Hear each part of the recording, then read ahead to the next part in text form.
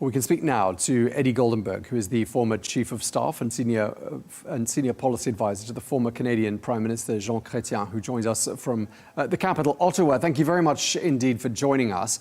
Do you think Thank you very much for inviting me. Thank you. Do you think President Trump is serious about blocking the opening of this bridge?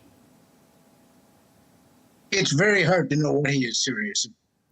I mean, I thought that this tweet of his was so ludicrous that I wondered if an imposter had hacked into Truth Social. I mean, it makes absolutely no sense. He says that China will eat Canada for lunch and there will be only leftovers for the United States. Does that mean that he would prefer to eat Canada for lunch himself? I don't know what he's getting at. He says that the small agreement with China will mean the end of hockey, the sport of hockey. I have no idea what he's getting at. When he was president in 2017, he welcomed the bridge. He supported it. He announced that he was in favor of it, and it's been built. And Canada has paid for it. And the steel on the American side of the bridge is American steel. So it's really very difficult for anybody to know what he's talking about. Right, well, clearly the president is upset with Canada, and we'll talk about some of the reasons why that might be in just a moment. But just help us understand, I mean, how would you go about blocking a completed bridge from opening? I mean, would you have to deploy the military? You should ask him. I have no idea. I have absolutely no idea, and I don't think anybody has any idea. I know from what I've read this morning, the governor of Michigan sure doesn't believe that. The senator from Michigan sure doesn't believe that.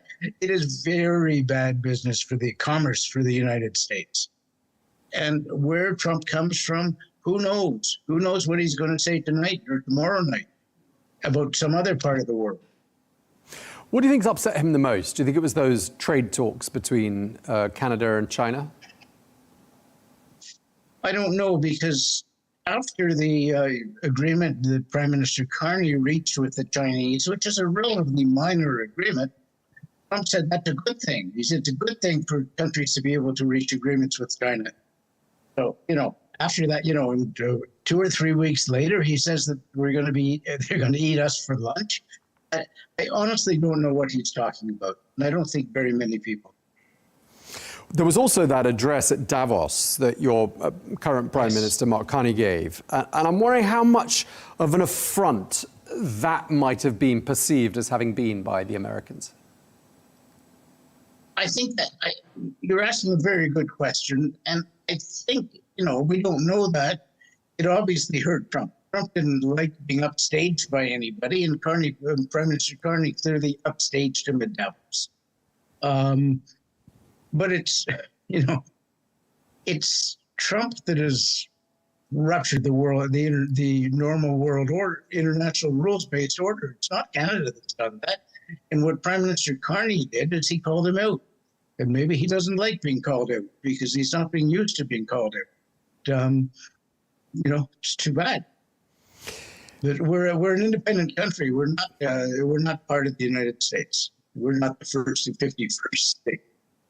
Okay, well, Mr. Trump says that negotiations are going to start, quote, immediately in block capital letters. Are there any signs those talks are starting, or who might be involved in these talks? Who's talking to who? None whatsoever. It's just another line in a really silly tweet. I don't know who he's negotiating with and what he wants to negotiate.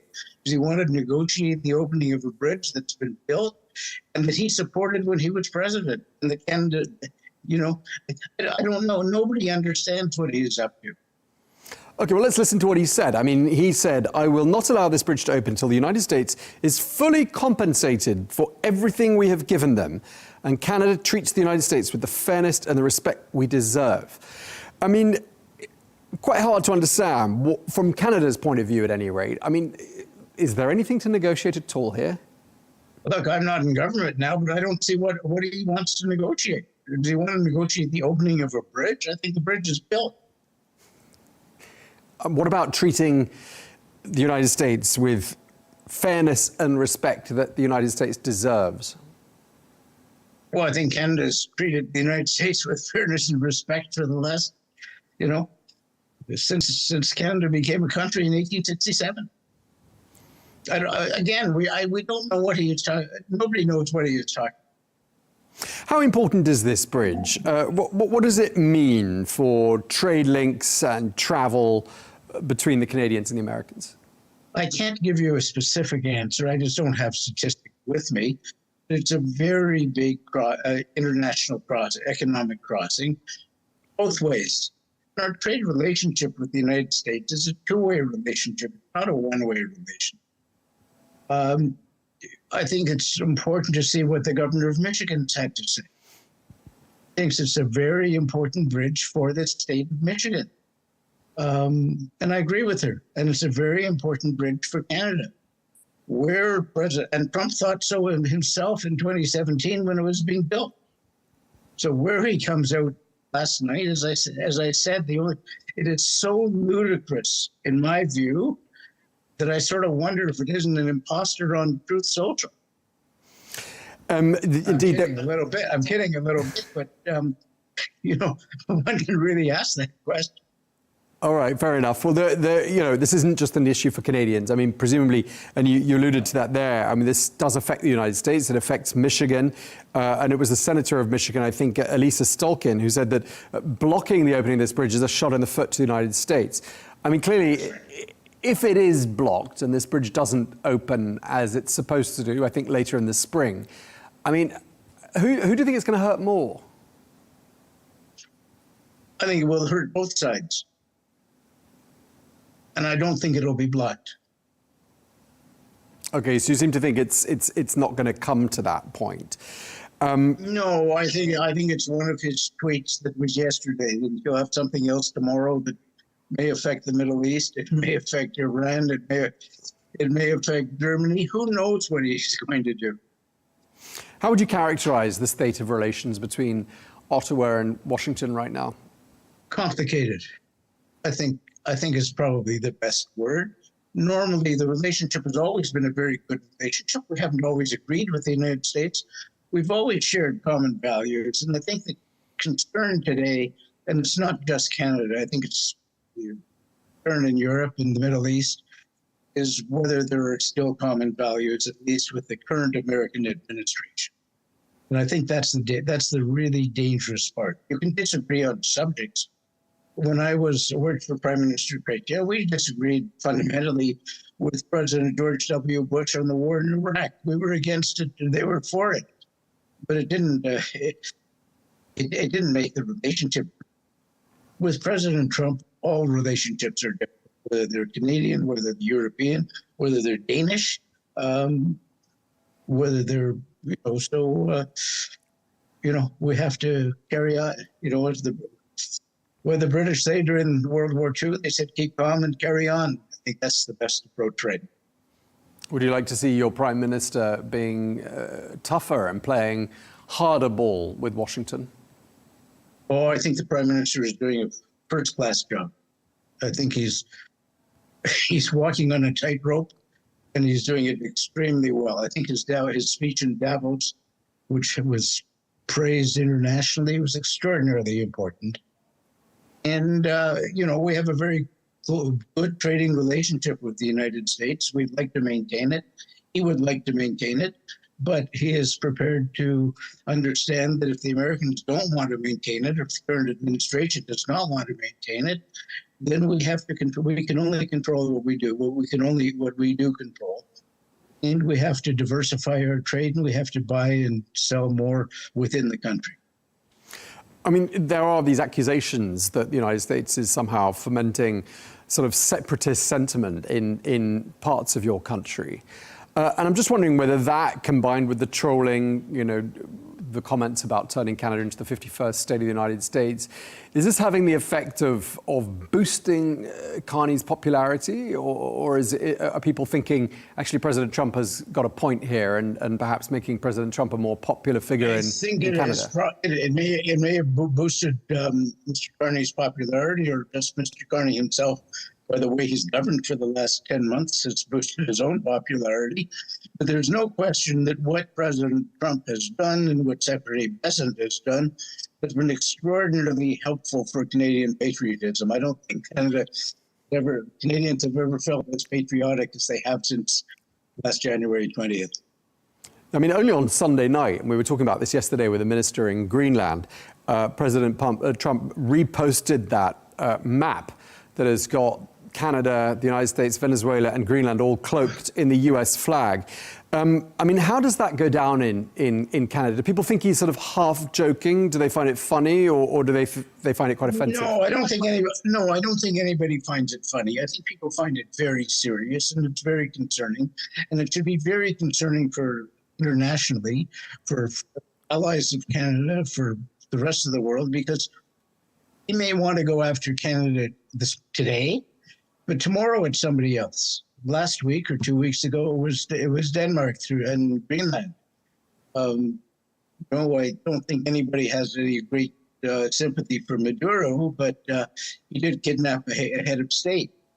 It's not the way countries normally behave. And what sort of a message? I think it's very concerning. What sort of a message do you think that sends out to the rest of the world then? I think the message sent out to the rest of the world is the rest of the world better get its act together, because it no longer, at least as long as he is president, trusts the United States.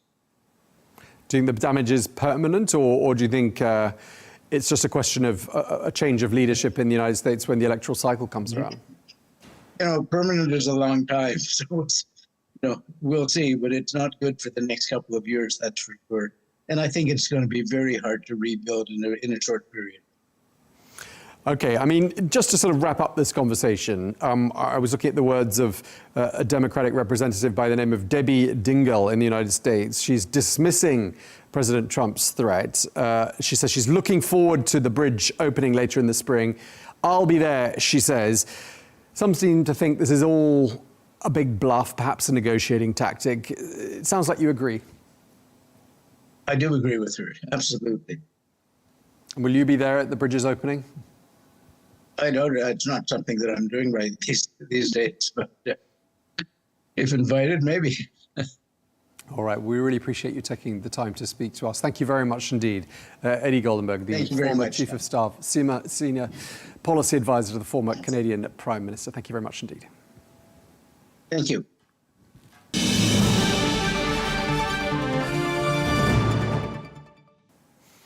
Well, we're joined now by Greg Swenson, who is the chair of Republicans Overseas. Greg, thank you very much indeed for joining us. Now, this bridge is potentially quite a close issue to home for you, because it links Canada to Michigan, which isn't so very far away from where you reside when you're in the United States.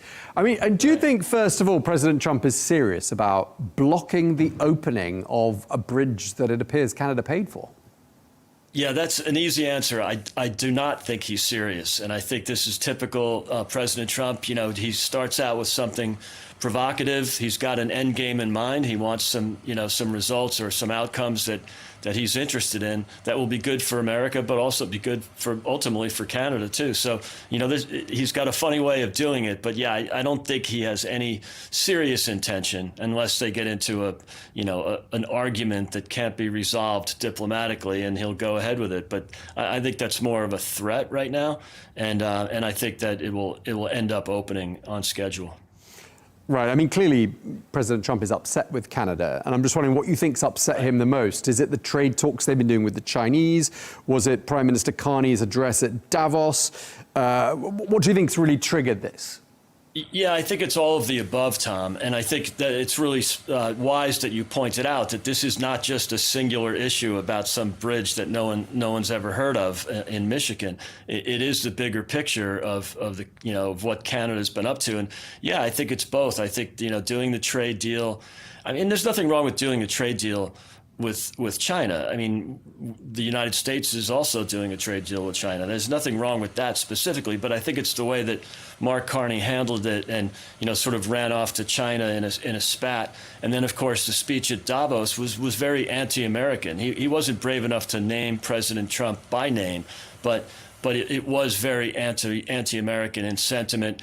and well received in Davos, because Davos is a progressive left, globalist institution. And I wasn't surprised at all that Mark Carney was applauded there, and the speech was well received. So, yeah, the president, look, it's not traditionally presidential or traditionally diplomatic, but he does punch back. And if he thinks that someone is acting in the interests that are conflicting with United States interests, he's going to punch back, and that's what he's doing here.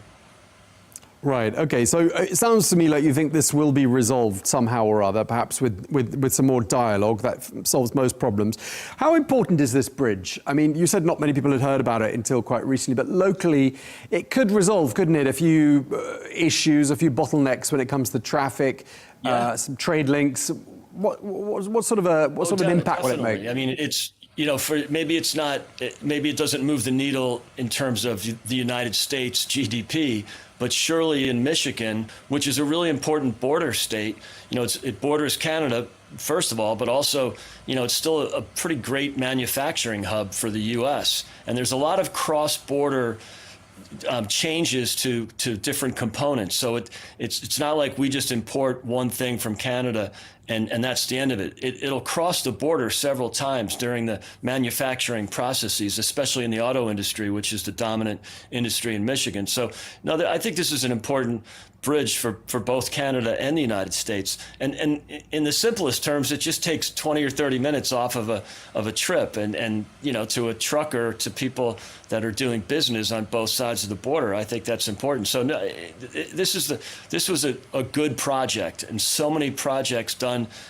Many projects at the state and local level are sort of wasteful. The trains to nowhere, like in California, where some governor just wants to put their name on something. But in this case, I think it's pretty productive, and that's why I think it will ultimately be fine. And if the president has an issue with the ownership, granted the Canadians financed it, but it's still probably something where if it's cross-border, it should be, and if they're taking tolls, it should be shared between the two countries. Okay, we were just talking before we crossed to you, to Eddie Goldenberg, who's a former chief of staff and senior advisor to the former Prime Minister of Canada, Jean Chrétien, who I think was around some time ago. He seemed to be suggesting that reading what President Trump wrote, a lot of block capitals on his posting there on Truth Social, he said it wouldn't surprise him, or words to the effect that it seems like someone might have got hold of his account and started impersonating the president. What would you say to that? Yeah, I think that might be a little bit much, but I understand that people from that sort of traditional diplomatic world, of the establishment parties, they're just not getting this, right? They don't understand that traditional diplomacy and well-mannered politicians on both sides of the aisle have just failed, for generations now, especially since 1990 when China was accepted into the WTO. And I think, a little bit of aggressive behavior is probably uncomfortable for a person like that. And that's not to criticize him or the prime minister that he worked for, because I think most prime ministers of Canada, even the ones on the left, were productive and they were decent. It was only when Justin Trudeau was in office that the Canadian economy and the Canadian standards of living and freedoms, with what he did to the truckers, for example. It really wasn't until Trudeau that any American would even know who the Prime Minister of Canada was. And I think he was really destructive to the country. And Mark Carney, I think, is taking a page out of the Trudeau playbook and appealing to the progressive left and appealing to the Davos crowd, but forgetting about the people that actually live in Canada, whose standard of living compared to Americans has just deteriorated. It used to be, 80% of an American standard of living, and now it's down considerably from there. And so, I think if both Trudeau and Mark Carney had paid more attention to the people instead of their luxury or boutique issues like climate change or progressive, progressive ideology like DEI, the people would be better off. And that's why the voters in Canada, the voters in the U.S., have just become frustrated with these polite politicians.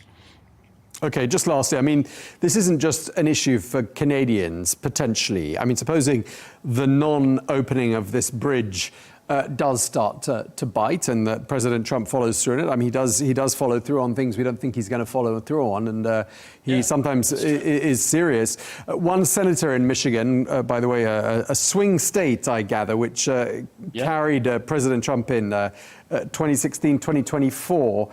One of the senators there said that blocking the bridge is a shot in the foot to the United States, because obviously traffic is going to flow in both directions. What do you think she's getting at?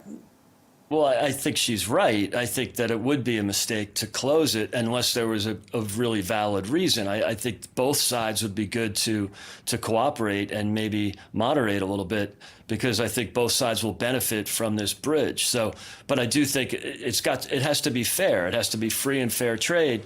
And this is really a trading issue, because it is, connecting two major trading partners. So I'm sure they'll work it out. And I think that, the senator, I think it's Slotkin, she has a point. But of course, her point is really just to criticize the president, and exercise her right to Trump derangement syndrome.